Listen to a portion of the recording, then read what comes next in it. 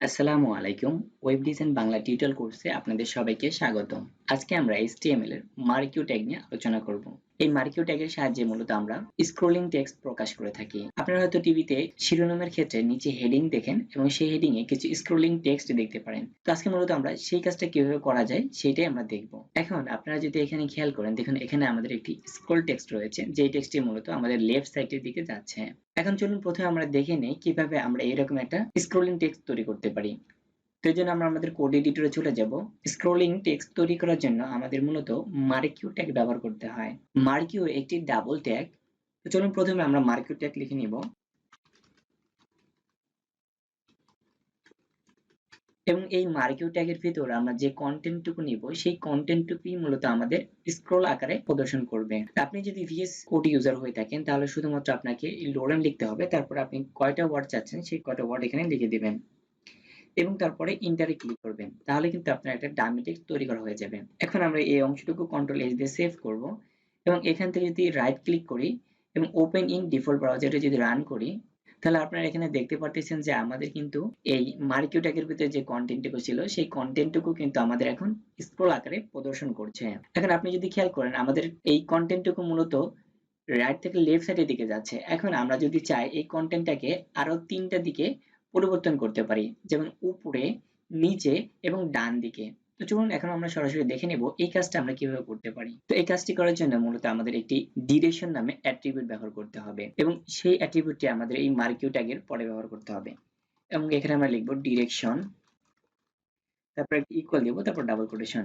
এখন এখানে আমরা তিনটা ভ্যালু দিব, হয় রাইট, না হয় আপ, আর না হলে ডাউন। তো চলুন প্রথমে আমরা রাইট ব্যবহার করে দেখি এর ভ্যালুটা কি কাজ করে। এখন এই অংশটুকু আমরা কন্ট্রোল এস দিয়ে যদি সেভ করি এবং এখান থেকে যদি রিলোড করি, এখন দেখুন আমাদের কন্টেন্টটা কিন্তু রাইট দিকে চলে যাচ্ছে। তো এখন আমরা যদি এখানে ডিরেকশনটাকে আপ করি এবং কন্ট্রোল এস দিয়ে সেভ করি এবং এখান থেকে যদি রিলোড করি, তাহলে দেখেন আমাদের কন্টেন্টটা কিন্তু উপরের দিকে যাচ্ছে, কিন্তু আমাদের কন্টেন্টটা এখানে বেশি জায়গা পাচ্ছে না, সেজন্য সে অল্প জায়গাতেই উপর দিকে শো করছে। এখন আমরা যদি কিছু জায়গা নিতে চাই, সেক্ষেত্রে আমাদের এখানে স্টাইল নামে একটি অ্যাট্রিবিউট ব্যবহার করতে হবে। স্টাইল অ্যাট্রিবিউট নিয়ে আমার টিউটোরিয়াল আছে, আপনারা চাইলে ডেসক্রিপশন থেকে ক্লিক করে আপনারা সেই ভিডিওটা দেখে নিতে পারেন। এবং এই স্টাইল অ্যাট্রিবিউটের ভিতর আমাদেরকে হাইট লিখতে হবে, তারপর একটি কোলন দিতে হবে এবং এরপরে আপনি আপনার পছন্দসই ভ্যালু দিবেন। যেমন ধরুন আমি এখানে দিচ্ছি 100 পিক্সেল, আপনি চাইলে 200, 300 আপনার যত ইচ্ছা আপনি এখান থেকে ভ্যালুটা পরিবর্তন করতে পারবেন।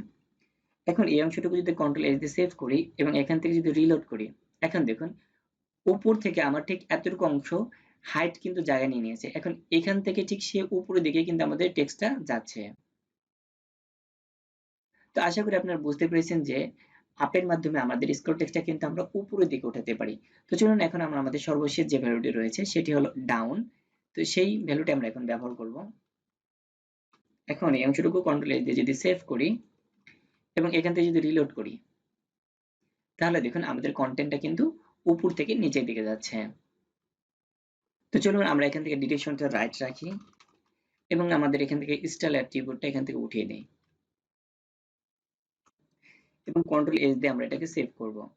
তো সেভ করার পর যদি আমরা রিলোড করি, আপনারা যদি এখানে খেয়াল করেন আপনারা দেখবেন আমাদের কন্টেন্টটা কিন্তু এখান থেকে সে সম্পূর্ণ এই পর্যন্ত সে জায়গাটা ঘুরে আসছে। এখন আপনি যদি চান আপনি এই সম্পূর্ণ জায়গাটা না ঘুরিয়ে একটা নির্দিষ্ট এরিয়া পর্যন্ত, ধরুন এতটুকু অংশ পর্যন্ত চাচ্ছেন যে এই টেক্সটটা প্রদর্শন করে আবার এই পাশে আসুক, এই কাজটা করার জন্য আমরা এখন যে অ্যাট্রিবিউটটা ব্যবহার করব তার নাম হচ্ছে উইথ অ্যাট্রিবিউট। তো এই অ্যাট্রিবিউট আমরা এখন এখানে লিখে দেব উইথ ইকুয়াল এবং এর ভিতরে আমাদেরকে সংখ্যার মাধ্যমে ভ্যালু দিতে হবে। ধরুন আমি এখানে দিচ্ছি 600। এখন আমরা যদি এই অংশটুকু কন্ট্রোল এস দিয়ে সেভ করি এবং এখান থেকে যদি রিলোড করি, তাহলে আপনারা দেখবেন ঠিক 600 পিক্সেল জায়গা পর্যন্ত আসার পরেই টেক্সটটা আবার প্রথম দিকে চলে যাবে।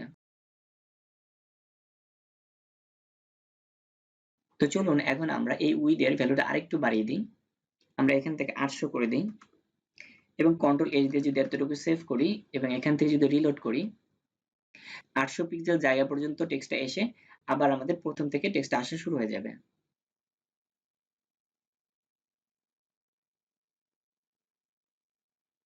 এখন আপনারা দেখতেছেন যে আমাদের এই টেক্সটটা একটা নির্দিষ্ট গতিতে এখান থেকে স্ক্রল হয়ে যাচ্ছে। এখন আপনি যদি চান যে এই টেক্সটের গতিকে কমাতে, সেক্ষেত্রে আমরা এখন একটা অ্যাট্রিবিউটের ব্যবহার করব। তো চলুন দেখে নিই আমরা কিভাবে এই স্ক্রল টেক্সটের স্পিডটাকে কমাতে পারি। এখন আমরা যে অ্যাট্রিবিউটটি ব্যবহার করব তার নাম হচ্ছে স্ক্রল ডিলে। আপনাদের কিন্তু অ্যাট্রিবিউটের নাম অবশ্যই সঠিকভাবে লিখতে হবে, নাহলে কিন্তু আপনারা কাঙ্ক্ষিত আউটপুট পাবেন না। তো অ্যাট্রিবিউট লেখার পর আমাদের ইকুয়াল দিতে হবে, তারপরে ডাবল কোটেশন, এবং এই স্ক্রল ডিলে অ্যাট্রিবিউটের ভিতর আমাদেরকে পূর্ণ সংখ্যায় ভ্যালু দিতে হবে। ধরুন আমরা এখানে 200 দিলাম। এখন আমরা যদি কন্ট্রোল এস দিয়ে অংশটুকু সেভ করি এবং এখান থেকে যদি রিলোড করি, এখন আপনি দেখতে পারতেছেন আমাদের কিন্তু টেক্সটের স্পিড কমে গেছে। এর পরিমাণটা একটু বাড়িয়ে নিই, ধরুন এখানে আমি 900 দিচ্ছি এবং কন্ট্রোল এস দিয়ে যদি সেভ করি এবং এখান থেকে যদি রিলোড করি, তাহলে দেখুন আমাদের এই টেক্সটের স্পিডটা কিন্তু খুবই কমে গেছে। তো চলুন এখন আমরা দেখব কিভাবে আমরা আমাদের টেক্সটের স্পিডটাকে বাড়াতে পারি। তো এই জন্য প্রথমে আমি এই স্ক্রল ডিলে অ্যাট্রিবিউটটা এখান থেকে সরিয়ে নিব এবং কন্ট্রোল এস দিয়ে আমরা এতটুকু সেভ করব। সেভ করার পর আমরা আবার যদি রিলোড করি তাহলে আমাদের টেক্সটটা কিন্তু আবার অ্যাগেন সেম স্পিডে চলতেছে। তো আমাদের স্পিড বাড়ানোর জন্য এখানে যে অ্যাট্রিবিউটটা আমরা ব্যবহার করব তার নাম হচ্ছে স্ক্রল অ্যামাউন্ট। তারপর আমরা ইকুয়াল দিব এবং ডাবল কোটেশন, এবং এর ভেতরে আমরা যত বেশি ভ্যালু দেব এটার গতি তত বেশি হবে। ধরুন আমরা যদি এখানে 500 দেই এবং কন্ট্রোল এস দিয়ে যদি আমরা এটা সেভ করি এবং এখান থেকে যদি রিলোড করি, তাহলে আপনি দেখতেই পারতেছেন এটার গতি কত বেশি বেড়ে গেছে। এরপর আপনি যদি আরো বেশি দেন এবং কন্ট্রোল এস দিয়ে যদি আমরা সেভ করি এবং এখান থেকে যদি রিলোড করি, তাহলে দেখুন এটার গতি কিন্তু আরো অত্যাধিক বেড়ে গেছে।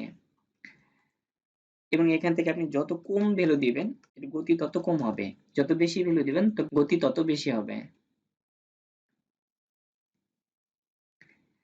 এখন এর গতিটা আমরা আরেকটু কমিয়ে দিচ্ছি এবং কন্ট্রোল এস দিয়ে সেভ করতেছি এবং এখান থেকে যদি রিলোড করি, তো আমাদের একটা স্বাভাবিক গতির মধ্যে কিন্তু চলে এসেছে।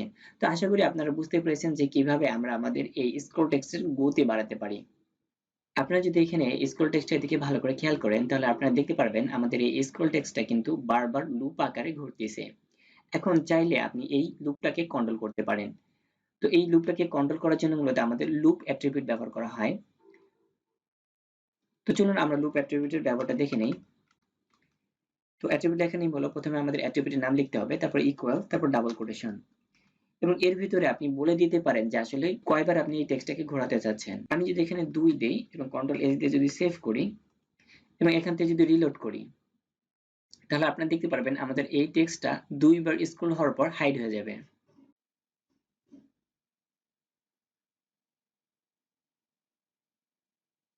তো আপনারা দেখতেই পারতেছেন আমাদের লুপটা কিন্তু কাজ করে ফেলেছে, অর্থাৎ এর ভিতরে যত ভ্যালু দেব সে কিন্তু ততবার এটাকে আমাদের প্রদর্শন করবে।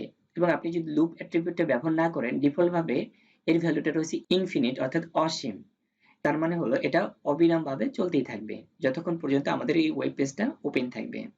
তো এখন আমরা আমাদের এই লুপ অ্যাট্রিবিউটটা এখান থেকে সরিয়ে দিব এবং কন্ট্রোল এস দিয়ে অংশটুকু আবার সেভ করব এবং এখান থেকে রিলোড করব। এখন আমরা যদি চাই আমাদের এই স্ক্রল টেক্সটের বিহেভিয়ার আচরণটা চেঞ্জ করতে পারি। তো বিহেভিয়ার চেঞ্জ বলতে কি, চলুন সরাসরি প্র্যাকটিক্যালের মাধ্যমে আমরা এই বিষয়টা ক্লিয়ার হই। তো এই জন্য মূলত আমরা বিহেভিয়ার নামে একটি অ্যাট্রিবিউট ব্যবহার করব।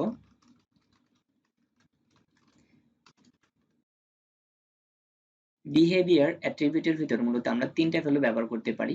একটি হচ্ছে স্ক্রল, যেটা বাই ডিফল্ট থাকে, অর্থাৎ এটা আপনি না দিলেও কাজ করবে। তারপর রয়েছে আমাদের স্লাইড এবং সর্বশেষ রয়েছে আমাদের অল্টারনেট। তো চলুন আমরা সরাসরি এর ব্যবহারগুলো দেখে নেই। তো প্রথমে যদি আমরা স্ক্রল ব্যবহার করি, এটা মূলত বাই ডিফল্ট, আপনি ব্যবহার না করলেও যে কাজটা হবে, ব্যবহার করলেও একই কাজটাই হবে। দেখুন এখানে কোনো পরিবর্তন আপনারা এখানে লক্ষ্য করতে পারবেন না। চলুন বিহেভিয়ারের আমরা দ্বিতীয় ভ্যালুটার ব্যবহারটা দেখে নিই। এরপর রয়েছে আমাদের স্লাইড। এখন এই অংশটুকু যদি আমরা কন্ট্রোল এস দিয়ে সেভ করি এবং এখান থেকে যদি রিলোড করি, তাহলে দেখবেন আমাদের এই স্লাইড টেক্সটটা একটা জায়গায় যায় শেষে গিয়ে স্টপ হয়ে যাবে। দেখেন আমাদের টেক্সটটা কিন্তু এখন স্টপ হয়ে গেছে। তো এটাই ছিল মূলত আমাদের স্লাইডের কাজ। পরবর্তীতে অর্থাৎ সর্বশেষ আমাদের যে বিহেভিয়ার অ্যাট্রিবিউট ভ্যালুটি রয়েছে সেটি রয়েছে আমাদের অল্টারনেট। এখন যদি এই অংশটুকু আমরা কন্ট্রোল এস দিয়ে সেভ করি এবং এখান থেকে যদি রিলোড করি, তাহলে দেখবেন একবার টেক্সটটা আমাদের এখান থেকে বাড়ি খেয়ে আবার এই পাশে চলে আসবে। আবার এই পাশে বাড়ি খেয়ে আবার এই পাশে চলে আসবে। তো এটা ছিল মূলত আমাদের বিহেভিয়ার অ্যাট্রিবিউটের কাজ। এখন আমরা মজার একটি অ্যাট্রিবিউটের ব্যবহার দেখব, সেটি হলো বিজি কালার অর্থাৎ ব্যাকগ্রাউন্ড কালার অ্যাট্রিবিউট। তো চলুন আমরা ব্যাকগ্রাউন্ড কালার অ্যাট্রিবিউটটা এখানে ব্যবহার করে ফেলি। বিজি কালার এবং এখানে ইকুয়াল দিয়ে ডাবল কোটেশন দিব, এবং এই বিজি কালারের ভিতর মূলত আপনারা যে কোনো ধরনের কালার দিতে পারেন। যেমন আমি এখানে দিচ্ছি পিঙ্ক কালার। এখন যদি আমরা এই অংশটুকু কন্ট্রোল এস দিয়ে সেভ করি এবং এখান থেকে যদি রিলোড করি, আমাদের স্ক্রল টেক্সটের নিচে কিন্তু একটা পিঙ্ক কালারের ব্যাকগ্রাউন্ড চলে এসেছে।